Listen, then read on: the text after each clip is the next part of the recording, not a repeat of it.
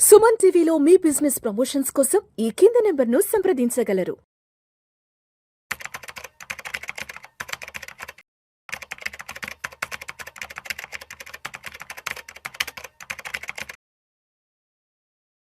నమస్తే, welcome to Vishnu talks. నేను విష్ణు. ప్రస్తుతం మనతో పాటు amphi registered mutual fund distributor wealthy Chakradhar గారు ఉన్నారు. సార్తో మాట్లాడదాం. సార్, చక్రధర్ గారు నమస్తే సార్. నమస్తే అండి. And welcome to Vishnu talks. Thanks అండి. సార్, ఇప్పుడు ఈ సిల్వర్ ఈటీఎఫ్ ఇన్వెస్ట్మెంట్స్కి సంబంధించి ఒక బ్రేకింగ్ న్యూస్ ఒకటి రావడం జరిగింది. ఒకసారి నేను చదువుతాను బ్రేకింగ్ న్యూస్ ఏంటో సార్. వెండి పథకాల్లోకి కొత్త పెట్టుబడులు వద్దు అంటే సిల్వర్ ఇన్వెస్ట్మెంట్స్కి సంబంధించి ఎటువంటి కొత్త పథకాలు అలో చేయట్లేదంటూ కూడా కొన్ని మ్యూచువల్ ఫండ్ సంస్థలు నిర్ణయం తీసుకున్నాయి. ధరలు అనూహ్యంగా పెరిగిన ఫలితంగా ఈ డెసిషన్ తీసుకున్నారంటే కూడా వార్త రావడం. అంటే ఇప్పటి వరకు ఉన్నటువంటి సిల్వర్ ఈటీఎఫ్ ఇన్వెస్ట్మెంట్స్ని ఫర్దర్గా ముందుకు తీసుకెళ్ళట్లేదు, ఇప్పటి నుంచి ఆపేస్తున్నామంటూ కూడా మ్యూచువల్ ఫండ్ కంపెనీస్ నిర్ణయం తీసుకున్నాయి. అంటే ఇప్పటి వరకు ఎలా ఉండిందంటే బంగారం వెండి ధరలు విపరీతంగా పెరిగిపోతున్న వేళ అంటే ఎవరైతే ఫిజికల్గా ఇన్వెస్ట్ చేయలేకపోతున్నారో అటువంటి వాళ్ళందరికీ కూడా ఈ సిల్వర్ ఈటీఎఫ్స్ అనేవి ఒక ప్రత్యామ్నాయ పెట్టుబడి మార్గాలుగా ఉన్నాయి. సరే, ఈ ధరలు పెరిగిపోతున్న వేళ ప్రతి ఒక్కరూ కూడా ఈ సిల్వర్కి సంబంధించిన ప్రత్యామ్నాయ మార్గాలు ఏమున్నాయంటే అన్వేషిస్తున్న టైంలో ఈటీఎఫ్స్లోకి రావడం జరిగింది. రీసెంట్గా చాలా కంపెనీస్ కూడా సిల్వర్ ఈటీఎఫ్స్ని తీసుకురావడం జరిగింది. బట్ ఇప్పుడు ధరలు విపరీతంగా పెరిగిపోవడం వల్ల ఉన్న పలంగా సిల్వర్ ఈటీఎఫ్ ఇన్వెస్ట్మెంట్స్ని ఆపేస్తున్నామంటూ కూడా మరి మ్యూచువల్ ఫండ్స్ కంపెనీస్ నిర్ణయం తీసుకున్నాయి. కాబట్టి సో ఏంటి నెక్స్ట్ ఏంటి అసలు?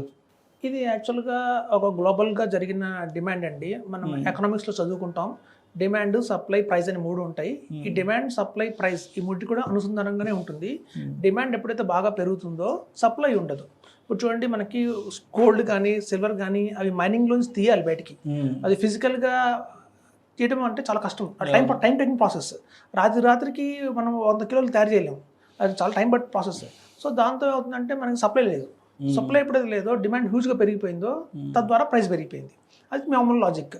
సో ఇలా ప్రైస్ పెరుగుతుందో సిల్వర్ మీద కానీ గోల్డ్ మీద కానీ జనాలందరూ కొందాం అనుకుంటారు.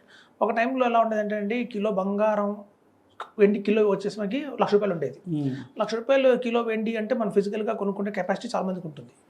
ఇప్పుడు అమాంతం 2,00,000 అయిపోయింది. 2,00,000 వెళ్ళిపోయినప్పుడు మనం ఫిజికల్గా దాన్ని కొనాలంటే చాలా కష్టం. సో కాబట్టి ఏమైనా ఆల్టర్నేట్ ఆప్షన్స్ ఉన్నాయా అంటే మనకి ఈటీఎఫ్స్ గురించి మనకి చాలా పాపులర్ అయినాయి. గత 3 సంవత్సరాలుగా కూడా మనకి యూట్యూబ్ ఛానల్స్లో కూడా ఈటీఎఫ్స్ గురించి చాలా ప్రచారం జరిగింది. కాబట్టి కామన్ మ్యాన్ కూడా తెలిసిపోయింది. ఒక ఈటీఎఫ్ ద్వారా కూడా మనం కొనుక్కోవచ్చు గోల్డ్, సిల్వర్ కొన్ని తెలిసిపోయింది. సో తద్వారా ఏమైందంటే ఎక్కువ మంది ఎప్పుడైతే కొనడం మొదలు పెట్టారో, చూడండి, మనం కొనాలి అంటే వేరే వాళ్ళు అమ్మాలి. ఇప్పుడు ఎందుకంటే లేదు, మనకి సప్లై లేదు కాబట్టి ఎవరైనా అమ్ముతుంటే మనం కొనుక్కోవాలి. అమ్మేవాళ్ళు ఎవరు లేరు, జీరో. కొనేవాళ్ళు పెరిగిపోతున్నారు. సో ఎలా బ్యాలెన్స్ చేయాలి? సో కాబట్టి తాత్కాలికంగా కొంచెం ఈ వేవ్ తగ్గేంత వరకు కూడా అన్ని ప్రముఖమైన మనకి ఏఎంసీ కంపెనీస్, మనకి యూటీఐ కావచ్చు, యాక్సిస్, కొటక్, ఎస్బీఐ, ఐసిఐసిఐ అందరూ కూడా 14th October 2025 నుంచి ఆపేశారు. ఇక్కడ నుంచి మనం ఫిజికల్గా మనం కొనడానికి లేదు. మనకి ఆన్ ట్రేడింగ్ ద్వారా, ప్లాట్ఫామ్ ద్వారా, డిమాట్ ద్వారా ఈటీఎఫ్స్లోకి పెట్టుబడులు కొత్తగా తీసుకోవట్లేదు. అయితే కొన్ని ఎస్టీపీలు గతంగా ఎస్ఐపి కానివ్వండి, ఎస్టీపీ కానీ ఎవరైతే జరుగుతున్నాయో లాంగ్ బ్యాక్ నుంచి ఒక 3 months నుంచి 1 year నుంచి వాళ్ళకి యాక్సెప్ట్ చేస్తున్నారు. బట్ లంసమ్గా ఇన్వెస్ట్మెంట్స్ మాత్రం తీసుకోవట్లేదు. సో మనకి చూస్తే ఇప్పుడు మ్యూచువల్ ఫండ్స్లో కూడా కొన్ని పాపులర్ స్కీమ్స్ ఏవైతే ఉంటాయో, నిప్పాన్ ఇండియా స్మాల్ క్యాప్ కానివ్వండి, అవి కూడా లంసమ్గా యాక్సెప్ట్ చేయవు. మీరు కావాలంటే ఎస్ఐపి వేయండి అంటారు. ఎందుకంటే అక్కడ ఎప్పుడైతే వాల్యూమ్స్ అనేవి పెరిగిపోతుంటాయో అక్కడ బై చేయడానికి షేర్స్ దొరకవు.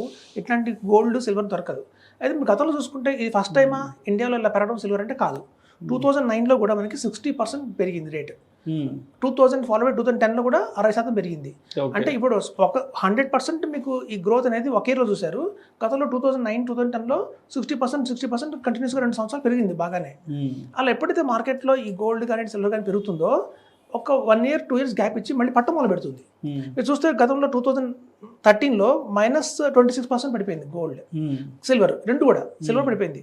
సో మీరు చూస్తే ఈవెన్ 2014లో కూడా మనకి -15%, 2015లో కూడా -5%.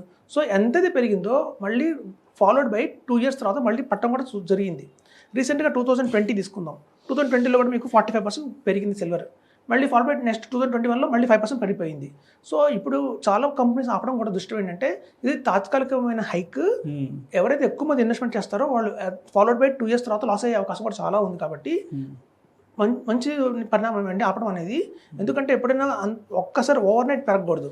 గ్రోత్ అనేది ఎప్పుడైనా స్టెప్ బై స్టెప్ రావాలి. ఈ ఇయర్స్ 10% పెరిగింది, నెక్స్ట్ ఇయర్ 5% పెరిగింది, తర్వాత 20% పెరిగింది అంటే అది మంచి గ్రోత్, అది స్టెప్ బై స్టెప్ గ్రోత్. ఒకసారి రాకెట్ లాగా పైకి పోయింది అంటే రేట్ మాత్రం మళ్ళీ పడే అవకాశం చాలా ఉంది. ఎప్పుడైనా గ్రోత్ అనేది ఇలా ఇలా ఇలా స్టెప్ బై స్టెప్ ఉండాలి, కానీ ఒక్క రోజులో ఇలా వచ్చేస్తే మాత్రం అది ప్రమాదకరం. అదేదో అంటారు పెరుగుట విరుగుట కొరకే అన్నట్టు పెద్దవాళ్ళ వరకు నేను చెప్పలేదు. ఇప్పుడు అదే జరిగింది. ఇప్పుడు జరిగింది అదే. ఇప్పుడు 2027, 2028 నెగిటివ్ వస్తుంది. ఎందుకు అంటే మనం అదే చెప్తున్నాయి, మన పాస్ట్ పర్ఫార్మెన్స్ ఏం చెప్తున్నాయి అంటే 2010 నుంచి తీసుకున్నా కూడా ట్రాక్ రికార్డు ఎప్పుడైతే సిల్వర్ కానివ్వండి, గోల్డ్ కానివ్వండి కంటిన్యూస్గా 2 సంవత్సరాలు పెరిగింది అంటే 3 సంవత్సరాలు పడిపోవాల్సిందే. మన గతంలో చరిత్ర అది. సో కాబట్టి ఇప్పుడు కూడా హైప్ వచ్చింది, మళ్ళీ వెంటనే పడుతుంది. సో ఎప్పటి చూడండి స్టెప్ బై స్టెప్ మెట్టదావర అలాగని లిఫ్ట్లో వెళ్తే అలా పడుతుందో మళ్ళీ డెఫైల్ కింద పడుతుంది. సో కాబట్టి ఇప్పుడున్న పరిణామాల దృష్ట్యా చాలా కంపెనీస్ కూడా ఈటీఎఫ్స్లో తీసుకోవట్లేదు. ఎందుకంటే వాళ్ళు ఎక్స్చేంజ్ ట్రేడ్ చేయాలి, వాళ్ళు ఇంకొంచెం ట్రేడ్ చేయాలంటే తక్కువలో కొనుక్కుని ఎక్కువలో అమ్మాలి, వాళ్ళకి అవకాశం దొరకట్లేదు యాక్చువల్గా. సో ఎవరు కొనేవాళ్ళు లేరు, అందరూ కొనుక్కునే వాళ్ళు తప్ప అమ్మేవాళ్ళు లేరు. సో కాబట్టి ఈటీఎఫ్స్ అనేది తాత్కాలికంగా ఆపడం జరిగింది. సో అయితే సార్ ఇప్పుడు ఆల్రెడీ చాలా మంది ఇన్వెస్ట్మెంట్ చేసేసారు. ఈ మధ్య కోటెక్ లాంటి కంపెనీలు, తర్వాత నిప్పాన్ లాంటి కంపెనీస్ అంతా కూడా లాస్ట్ అంటే జస్ట్ లేటెస్ట్గా కూడా చాలామంది ఈ ఈటీఎఫ్లోకి వచ్చేసారు. అంటే చాలామంది ఆకర్షితులై పెట్టుబడులు కూడా పెట్టేశారు. కాబట్టి ఇప్పుడు ఆల్రెడీ ఇన్వెస్ట్మెంట్స్ చేసిన వాళ్ళ పరిస్థితి ఏంటి? వీళ్ళు ఆల్ ఆఫ్ సడన్గా ఒక్క రోజులో బ్రేక్ వేసేసారు. కాబట్టి ఇది యాక్చువల్గా అమ్ముకోవడానికి అయితే పర్మిషన్ అయితే ఉందండి, కొనడానికి అయితే లేదు. ఓకే, అమ్మేసుకోవచ్చు, ఎగ్జిట్ అయితే రావచ్చు, ఎగ్జిట్ అవ్వచ్చు, ఈటీఎఫ్స్ నుంచి ఎగ్జిట్ అయితే అవ్వచ్చు. ఎస్టీపీ జరుగుతుంది, సిస్టమేటిక్ ట్రాన్స్ఫర్ ప్లాన్ జరుగుతుంది, ఎస్ఐపి జరుగుతూనే ఉంది. సో మనకి ఎగ్జిట్ అయితే ఆప్షన్ ఉంది, కొత్తగా ఎంట్రీ ఆప్షన్ లేదు అంతే. సో ఎగ్జిట్ అయితే అవ్వాలని అవ్వచ్చు. ఎవరైతే కొంచెం 3 years బ్యాక్ 2 years బ్యాక్ పెట్టాము, ఇప్పుడు మంచి లాభం అయితే వచ్చింది అన్నప్పుడు వాళ్ళు ప్రాఫిట్ బుకింగ్ చేసుకోవచ్చు. మనం మార్కెట్లో పట్టడం అంటే ఏంటంటే అర్థం ప్రాఫిట్ బుక్ చేసుకోవడమే అర్థం. ఎవరైతే ఒక 1 year చూసి అందరూ ప్రాఫిట్ బుక్ చేయడం మొదలు పెడతారో ఆటోమేటిక్గా దాని ప్రైస్ తగ్గుతూ వస్తుంది. సో అంతే జరుగుతుందండి మార్కెట్లో, స్టాక్ మార్కెట్లో అయినా సరే, ఈటీఎఫ్లో అయినా సరే, సిల్వర్లో, గోల్డ్లో. మనకి జరిగేది ఏంటంటే ఎప్పుడైతే అమ్మకాలు ఎక్కువ ఉంటాయో మార్కెట్ పెరుగుతుంది, కొనడాలు ఎక్కువ జరిగినప్పుడు మార్కెట్ పెరుగుతుంది, అమ్మకాలు వాళ్ళు పెట్టినప్పుడు మళ్ళీ కరెక్షన్ అయితే వస్తుంది. సో మనం చెప్పేది చాలా మంది నాకు కాల్ చేస్తున్నారు పర్సనల్గా కూడా, నేను చెప్తున్నాను వెయిట్ చేయండి. మనకి రాబోయే రోజుల్లో ఎంతైనా పడుతుంది సిల్వర్, గోల్డ్. ఇది ఒక గ్లోబల్ వచ్చిన సిచ్యువేషన్ కాబట్టి అది నిజంగా అంత డిమాండ్ లేదు, దానికి ఒక వేవ్ లాగా వచ్చింది. సో వేవ్ లాగా ఎప్పుడు వచ్చినా సరే మనకు అది కొంచెం పడే అవకాశం అయితే చాలా ఉంటుందండి. సో అంటే మొత్తానికి ఇప్పటివరకు ఎవరైతే రీసెంట్ టైమ్స్లో ఇన్వెస్ట్ చేశారో సిల్వర్ ఈటీఎఫ్లో వాళ్ళైతే మాత్రం అంటే సెల్ చేసుకోవడానికి అయితే ఆప్షన్ ఉంది, కానీ బట్ కొత్తగా బై చేయడానికి అయితే మాత్రం ఎక్కడ టాక్సేషన్ పడుతుందండి. షార్ట్ టర్మ్ లో సేల్స్ చేస్తే టాక్సేషన్ బాగా పడుతుంది, మన స్లాబ్ ఏదైతే అది పడుతుంది. కాబట్టి 1 year 2 years వెయిట్ చేసిన తర్వాత మనం లాంగ్ టర్మ్ లో అమ్ముకోవడానికి లాభం అని చెప్తాను.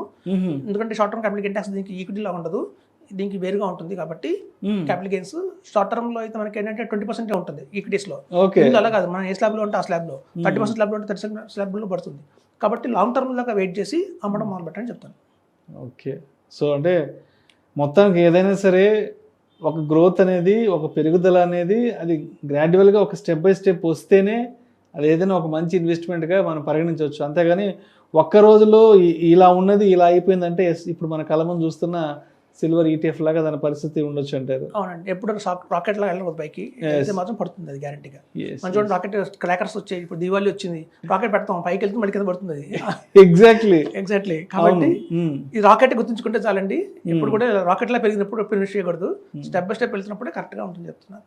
సో అంటే ఇప్పటి వరకు ఎవరైతే ఫిజికల్గా గోల్డ్ కొనలేకపోతున్నాము, లేదంటే ఫిజికల్గా సిల్వర్ కొనలేకపోతున్నాము, సరే మనకి వేరే ఇతర ఈటీఎఫ్ లాంటి మార్గాలు ఉన్నాయి కదా దాంట్లో పెట్టుబడి పెట్టుకుందాం అనుకున్న వాళ్ళకి మొత్తానికి ఇదైతే మాత్రం చాలా పెద్ద బిగ్ బ్రేకింగ్ న్యూస్ అని చెప్పుకోవచ్చు మ్యూచువల్ ఫండ్ కంపెనీస్ నుంచి. ఎక్కువ నార్త్ సైడ్ ఉన్న క్లయింట్స్ అందరూ కూడా మాకు దీవాళికి గోల్డ్ కానీ సిల్వర్ కానీ కొంటారు సెంటిమెంటల్ గా. అసలుకే ఆల్ టైమ్ హైలో ఉన్నాయి రెండు. ఎట్లాంటి టైంలో మనం ఆప్షన్ కూడా ఇచ్చామంటే ఆ పేరు వైపు ఇంకా ఎక్కువ కొంటారు. సో కాబట్టి తాత్కాలికంగా అది కూడా దృష్టిలో పెట్టుకొని దీవాళి ముందు ఆపేశారు. Right sir. Thank you so much Chakradhar గారు. థ్యాంక్స్ అండి.